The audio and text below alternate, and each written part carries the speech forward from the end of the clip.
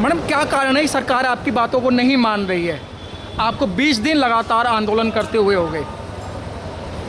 ना मानने का मुख्य कारण है ये उद्योगपतियों की सरकार है।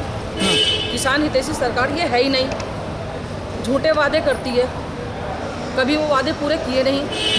तो ये किसानों की बात मान कैसे लेगी? और किसान हित में ये कोई भी कानून आज तक लाई है? बताइए आप।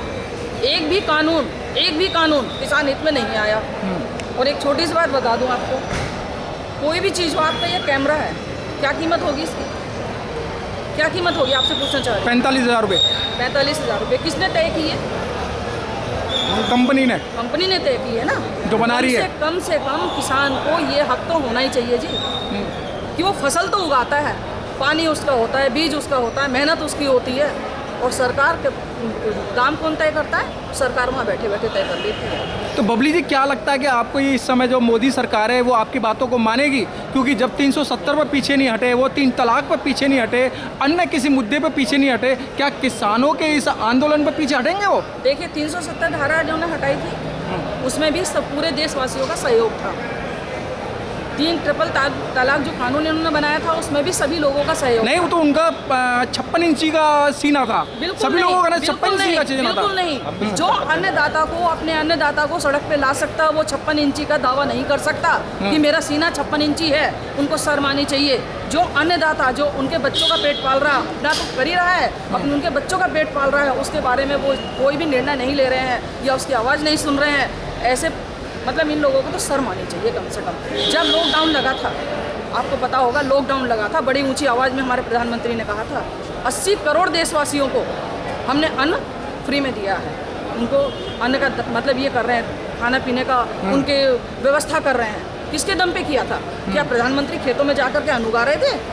उस वक्त भी किसान अपनी जान हथेली पे लेकर के, जब ये अपनी कोठियों में बंद थे ना, अपनी कोठियों में बैठे थे, कोरोना का डर दिखा करके ये किसान उस वक्त उनके बच्चों को पालन पोषण करने के लिए खेत पे मेहनत कर रहा था, खेत में काम कर रहा था वो।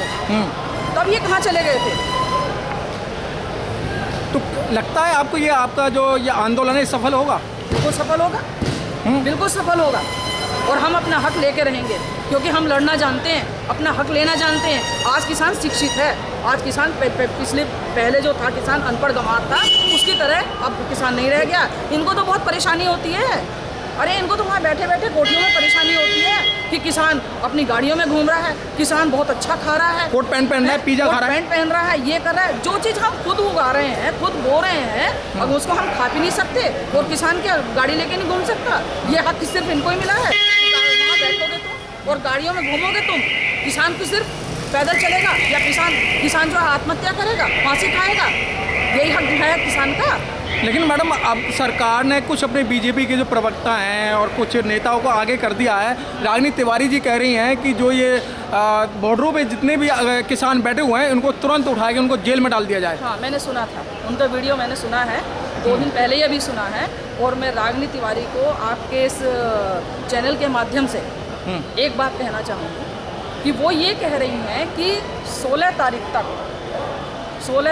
तक इन किसानों को केंद्र सरकार या राज्य सरकार नहीं उठा देती है, यहाँ से गाजीपुर बॉर्डर या सिंधु बॉर्डर खाली नहीं करा देती है, तो मैं उस जगह को जाफराबाद बना दूँगी। तो इसका मतलब मैडम आपको लगता है कि रागिनी तिवारी ने अपनी गलती मानी कि भाई जो हमने जो दंगा कराया था वो हम लोगों ने कराया था? दंगा उनके द्वारा ही कराया गया था। वहाँ मौतें हुई थी, कई लोगों के सिर फूटे थे सिर्फ इनके बयान के ऊपर। और आज मैं उस रागिनी तिवारी को कहना चाह रही हूँ कि वो यहाँ आ जाएँ, गाजीपुर बॉर्डर पर आ जाएँ, मेरे भाई बहन और मैं खुद उसकी फुटबॉल ना बना दें तो हमारा नाम भी बदल देना कि हम किसान हैं या नहीं है, वो हम उसे बता देंगे कौन है हम। और एक बात और कहना चाहूँगी, रागिनी तिवारी जिस तरीके से किसानों के लिए भाषा बोल रही है, उससे सिर्फ एक ही बात कहना चाहूँगी कि अन्न खाना छोड़ दे, गोबर खाना शुरू कर दे। लेकिन मैडम जब कांग्रेसी सरकार थी, स्मृति ईरानी जो बार बार जो चूड़ियाँ दिखाती थी मनमोहन सिंह को, लेकिन इसका विरोध करती थी, स्वामीनाथन रिपोर्ट की जो बिल था उसका विरोध करती थी, लेकिन आज वही सरकार के अंदर मंत्री हैं और इस कानून को पास कर दिया जबकि किसान नहीं चाहते हैं। तो आज वो चूड़ियाँ कहाँ गई?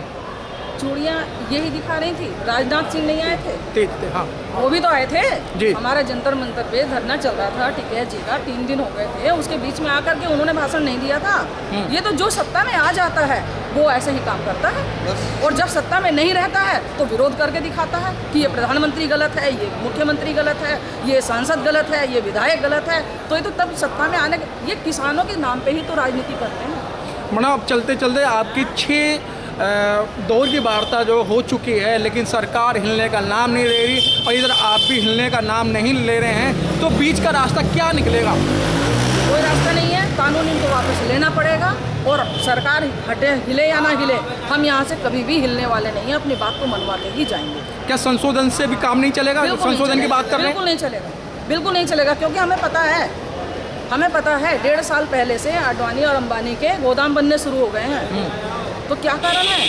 इन्होंने पहले 100 कुंटल पे, अगर 100 कुंटल अनाज का भंडारण कर लिया करते थे या उसका स्टॉक कर लेते थे तो उस पर छापे पड़ जाते थे। अब ऑन स्टॉक मतलब नॉन स्टॉक कर रहे हैं, कितना भी कोई भंडारण कर सकता है। क्यों ये कानून बना रहे हैं? ये किस लिए बना रहे हैं? इसलिए बना रहे हैं ना कि किसानों से जब फसल उठेगी तो खरीद लो, कितना भी अनाज खरीद लो, उसका भंडारण कर दो। जब अनाज की कमी हो जाएगी उसको तो यहाँ पे खरीद रहे हैं 10 रुपये किलो, फिर बेचेंगे 40 रुपये किलो, 60 रुपये किलो। हमारी मजबूरी है, हमारी मजबूरी है, लेंगे हम। मतलब कुछ न्यूज़ें इस तरीके की चल रही हैं, और न्यूज़ें क्या कि कुछ आपके साथियों ने, किसानों ने समर्थन दे दिया सरकार को, जो नरेंद्र तोमर जी हैं उनको समर्थन दे दिया है, और वो बार बार मीडिया में यही चल रहा है कि ये जो किसान है फालतू में बैठे हैं और हमें समर्थन मिल चुका है। तो आप इस पर क्या कहेंगी? नहीं, हमारे लोगों ने कभी समर्थन उत्तराखंड नहीं के दिया। किसानों ने समर्थन दिया है मैडम। हमारे है ही नहीं। एक मिनट, वो हमारे साथ नहीं है, ना हमारे साथी हैं, और ना ही किसी भी किसान संगठन ने उन्हें समर्थन दिया। तो चलते चलते आप क्या कहना चाहेंगे? आप बस यही कहूँगी कि कम से कम अगर किसान हितैषी कानून बना रहे हैं तो किसानों का हित सोचें, किसानों के बारे में सोचें। जिस तरीके से कड़कती ठंड में यहाँ बैठे हुए हैं तो उनकी कम से कम पीड़ा को समझने की कोशिश करें और उनसे वार्ता करें, और जो वो चाहते हैं कानून, क्योंकि उनके हित में बनाया जा रहा है ना, अगर वो अपना हित नहीं चाहते हैं तो इस कानून को वापस लें। ठीक है।